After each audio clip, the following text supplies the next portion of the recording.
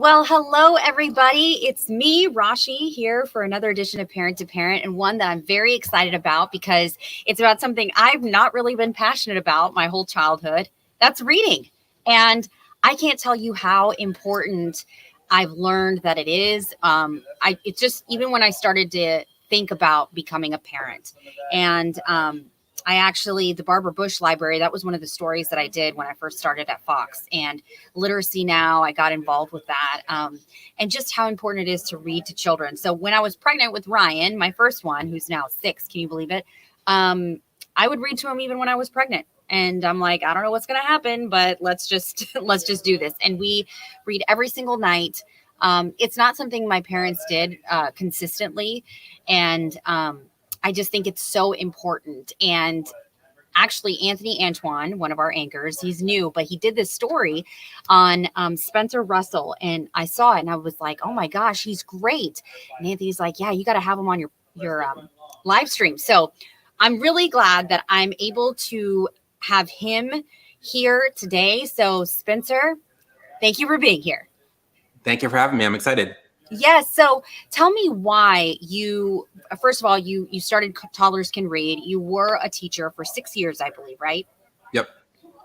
What was kind of like the gap or kind of the lacking that you saw during your years of teaching? Was kindergarten and first grade? That's right. Okay. So what did you see within those years? I think there's a lot of gaps. It really depends where you teach, what the students are like, what the families are like. Every kid has something that they're missing. But what I focused on the most as a teacher was the relationship with parents. Mm-hmm. And it was bridging the gap between what happened at school and what happened at home. So whether it was for reading or math or some social skill that has nothing to do with academics, I built really strong relationships with my kids and with their parents. And I saw the impact that it made when you have the parent fully involved in the child's education, and not just in like a, helping with the homework kind of way, but the parent actually knows what's happening in the classroom.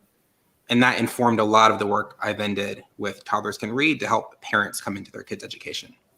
And do you think that there is this kind of, especially with the 3 months that we get off here in the US versus other countries, which don't have that 3 months off. I've talked to other teachers who have said, the first few months of school, we're just trying to catch up. Is that something that you feel as well? I honestly don't love the term is summer slide. And I think you can find evidence for it in test scores that kids, the grades are down, there's some learning that's lost. But I think what gets lost in translation is what kids gain during that time with their families. And I think that there's a lot of educators who view summer, weekends, time away from school as negative because they view the purpose of school as strictly academic. But we know there's a ton of stuff happening during that time. And I would argue that if you focus on how do we help equip parents with the resources to know what to do with their kids, the kid is going to move further that summer than they would 3 months in school. And that's why my business focuses on parents instead of being like the deficit mind. Oh no, I've got to spend the first 3 months catching them up. When I looped from kindergarten to first grade with those same kids and I had poured into the parents that summer, my kids came to first grade way further ahead they were when they finished kindergarten. And so I think that it can happen. Yes, kids can fall behind, but we can also look at all the amazing things parents do for their kids at home too. Yes. And that is such a good point because I'm looking back so my whole family's from India and we would always go back to India during the summer and all my friends there would have tutors or will be doing their schoolwork, even though they're not at school. So your point about, equipping parents and keeping that going and school not necessarily being like we're sitting down, we're doing a workbook, we're doing it this way, but getting kind of like all facets of life. That's so important. And I hope and wish that parents are able to provide that for their child during those months. So yeah. And school doesn't work because school is just so effective. And this is not a shot at school because I taught in school for 6 years. I know how hard it is. I have trained teachers. I've worked with principals. I've worked with district leaders. I know how hard it is in school. But I was one teacher for 28 kids. So who do you think is going to be more effective? Me with 28 kids, or that kid's parent with 1 or 2 or 3, right? That small group time really, really matters. So when we think about what happens at school, it's not the fact that kids go to school for 9 months and it's some magical place where they learn everything. It's just the fact that that teacher knows what to do. And so gradually kids make progress. But if we invest in the parent can make much more progress, much quicker towards a lot of skills. You can't get everything from home, but you can get a lot. Those are great points. And so I do want to, this is on your website. I think you're so cute. Look at that, Spencer. So Spencer, tell me because you said that actually you weren't a great reader when you were a kid. Correct. So that just shows how much more you think that kids should be able to read, right? Exactly right. When you can't read well, it affects all parts of your school experience, from how you feel academically to how you feel socially. And yes, I have worked really hard to overcome an initial reading deficit, but my siblings who did not have that deficit, they scored better on tests. They went to a better college. They've never had to worry about this. But me and all of the adults I've spoken to who struggled with reading growing up, it's always in your head.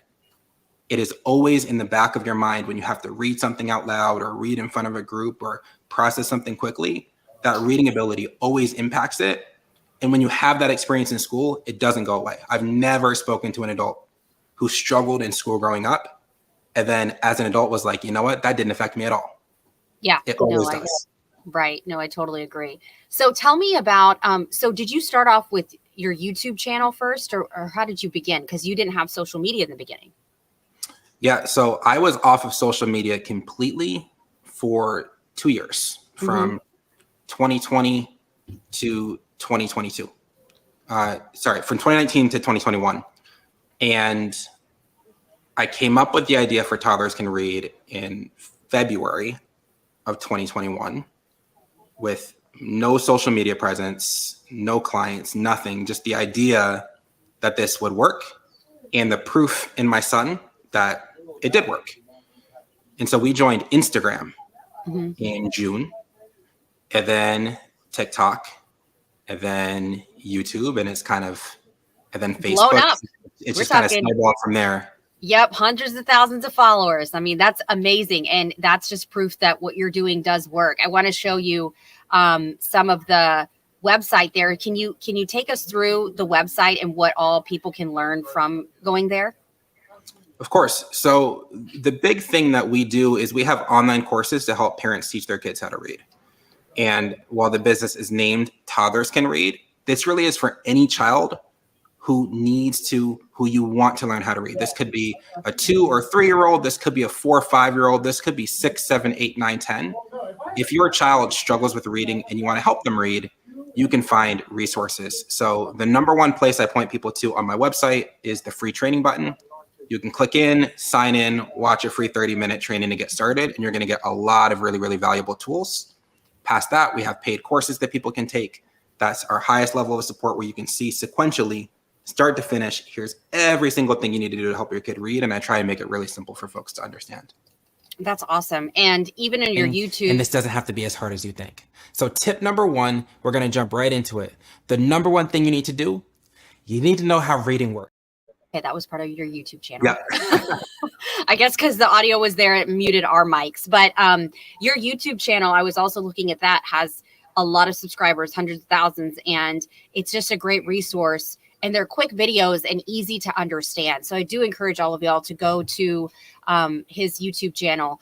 What are some things that parents can do now if they want to kind of dive into trying to get their toddler to read? Of course. So if we're talking about toddlers, we're going to assume that we're not starting from a place where the kid already has a ton of skills. Likely, the kid might know some colors, they might know some shapes, they might know some letters, right? And so that's the signs that we're looking for reading readiness. It's, can we remember basic objects from day to day? So if the kid can remember, oh, that color is red, that thing is a circle, they can probably remember this letter is A or this letter says A. So we're kind of starting from there and we're saying, okay, is the kid ready? Then we're introducing a couple sounds at a time.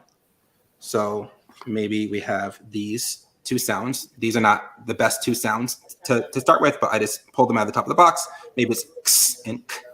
And we're playing games with these sounds. So your goal today is to get your kid looking at these two letters as much as possible and saying the sounds. You can put them around the room and have the kid move to them. You can put them on the floor and have the kid jump to them.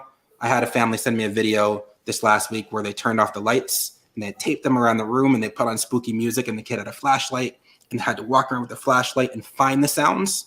As long as you get your kid looking at the sounds, saying the sounds, they're going to be learning them. And once they learn those sounds, we can start to stretch them together into words so they can begin to read. But the number one step after you determine they're ready is playing games with the letter sounds. And then is step 2 putting those two together? When do you introduce right. like the book reading part? So step 2, let's say that the kid has learned that A says ah and T says t. Step 2 is called blending. So out loud, we would practice this where I would say, okay, Rashi, listen very carefully. I'm going to say two sounds and I want you to stretch them together. Ah, t. And then you would try at, and my voice would come in and it would guide you and again until you get at. Got it. As we do practice out loud and you become really confident, you can hear it and ought, make ought. Then we start to write the letters down and we do that same process. Okay, Now let's do it with the letter. At, read that word. At, a little bit faster, at. So we move from letter sounds to blending out loud. And when you put those two things together, it equals reading. We're looking at the letters and we're blending them together. Wow. And were you, I mean, I'm sure you were just surprised when your son started reading. What was that, like 2.5? Yep. I mean, that's, how is he doing now? Like, what is it, like chapter books now? It is. That's awesome. That's what he likes to do. Like in the morning, we just finished the long weekend. So he finished a couple of the Magic Tree House Merlin mission books, which is like their kind of next level. And he just likes to sit down and read. He'll entertain himself. He learns about the world through books. Like he's learning about history and he's learning about topics and different things and nonfiction because he just reads. Even out and about, there's environmental print, which is signs and menus and all this other stuff. And so he's processing the world the way an adult would at 5 because he has this skill that most 5-year-olds don't have. But the purpose of my business really, and why I don't talk about that, is it's not like look at me and look at my kid. It's look at you, look at your kid. And so when we teach kids these skills, they don't need them as toddlers. They need them eventually. But the sooner our kids learn to read, the sooner they can read to learn. And that's really the special stage where the magic happens. That's awesome. And I can tell you as a parent myself, you saying that, it's just like validating everything. Like, I don't think you're like trying to show off or anything like that. It's just kind of like, wow, you're giving your secret sauce of how it works to the world. And that's so great. Why do you think nothing like this has come about? Because I mean, it just seems like what happens is you get a list of sight words and you're like, okay, you need to know these by this time, these by this time. And, you know, I'm printing them out, writing them down, trying to make different types of games with them. But why isn't this method kind of implemented as much? That's a great question. And I think more people should be asking it because it's so simple. Mm-hmm. Like once you know how the brain learns to read, teaching it is not that complicated. I just showed you 3 steps that if those 3 steps were implemented in every school, more kids would be reading. Wow. Vast majority of kids would be reading quickly. And parents have the ability to do it one-on-one. So you send a kid to school, they're 1 in 25, and maybe they get a couple minutes a day in a small group. Parents can do this one-on-one, which is going to teach a kid really, really fast. I think there's two big problems. One is instructional. I think one is cultural, which is instructionally, there's been a big fight in America about reading. It's called the Reading Wars that has been going on for decades now. and it has roots in politics and school systems, and people have financial incentives to argue over the best way to teach kids to read. And when adults fight, kids lose. So there's a lot that's happening there on the political side.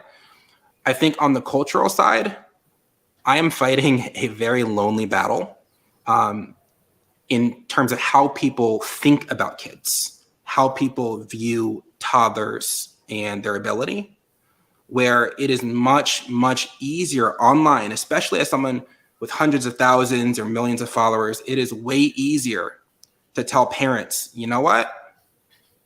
You don't have to do anything. You're all set. Your kid's set. You're the best parent no matter what. There's nothing else you need to do. It's been a long day. Just relax. Then it is to tell people this actually is going to matter someday. This is going to matter, and you can start to set your kid up now. And the irony is when people accept the fact that this is important, there's steps that they can do, it actually lowers the stress. It calms people down. Hundreds of thousands of parents are entering this journey calm, confident, prepared because they know what's coming. But I am one voice in a sea of influencers who are telling people, stop, don't push your kid. It's too early. It's too soon. You're going to make them hate learning. You're going to turn them off. And none of those people mean it. What they want is they want for parents to feel comfortable instead of for kids to feel successful. And so as long as there's breath in my lungs, I'm going to keep fighting and keep pushing for what's best for children, because once parents sign on and once they do this, they start to see the change. That's so powerful. I'm so glad that you said that. And that really resonates for, and I hope people are listening and really take it to heart, because, you know, I have done stories also recently in the parent to parent segment about trauma and how it's ages 1 through 5 that you may not think, okay, your child's too little, or, you know, kind of brushing it away to where they're not going to remember this or something. But actually, even 1 to 3, that's actually like 80% of where the trauma comes from. And, you know, you're talking about reading. I mean, these are the developmental years. So it's so important. And you brought up such a good point about parents are so stressed with their kids, but if they just take a little bit of time every single day, it doesn't have to be so stressful. That's right. And can you just explain, because I've talked about this with this segment, but it's not just during the summer you do this or when they're off for Christmas or whatever. The consistency is so important. So talk about how you've seen that in your practice of what you're trying to do. That's right. Well, when I think about my son and why he was able to read so early, it is not because he was brilliant or because I was amazing. It's because I was consistent. I made this a goal. And as a parent, you can't make everything a goal. You can't make everything a priority. Like, I had this long list. I wanted him to be fluent in Spanish. I wanted him to be amazing at soccer. I wanted him to be blah, blah, blah, blah, blah. Among other things, I prioritized reading. And what that meant was I had to make a time, 5 or 10 minutes a day, every single day that I did it. There were very few exceptions. We would go somewhere, stay with my partner's parents, or do this or do that. I brought the flashcards with me. And we stayed consistent. And that's what I preach with families who purchase my courses or who watch the training. It's not about having long blocks of time. It's not about being like a weekend superstar who does this for like an hour at a time. It's about finding 5 or 10 minutes every day at the same time, in the same place. The same thing comes before it. We have the same meal, the same bath, the same whatever. The same thing comes after. And once your kid expects that time to happen and they understand it's going to happen, they're able to focus in and pay attention and enjoy that time much better than if it's sometimes here, sometimes there, sometimes evening, sometimes morning. We've got to be consistent in every single aspect of the practice time. Definitely. And I just kind of want to close, if you guys haven't been listening to the whole conversation, I do recommend you go back and listen to it. He even gives a couple of tips that you can implement right now. But, you know, a lot of times I feel like the society feels that teachers are the ones that can solve this literacy crisis that we're in. But like we've heard from Spencer, it's the parents. they're the ones that can help solve it. So I really do hope that you all go to his website, which is on our website with the story that Anthony did. Also, he's on social media, Instagram, YouTube, even TikTok. So Spencer, thank you so much. And I hope you keep fighting that fight. And as a parent, I really do appreciate it. And I'll try to spread the word as much as I can on my end as well, because it really is so important and can really help out not just the kids, but the parents as well. Of course, you're very welcome. And I appreciate this segment too, and the work that you're doing to help to educate parents. Thank you. All right. Well, thank you all for joining us for this edition of Parent to Parent. I do hope you join me next time. And again, please do go to his website, Toddlers Can Read. There's some great resources there. Also, an online course that you can take. It's paid, but totally worth it. Also, Facebook, Instagram, or Instagram and YouTube and TikTok. So until next time, we'll see you.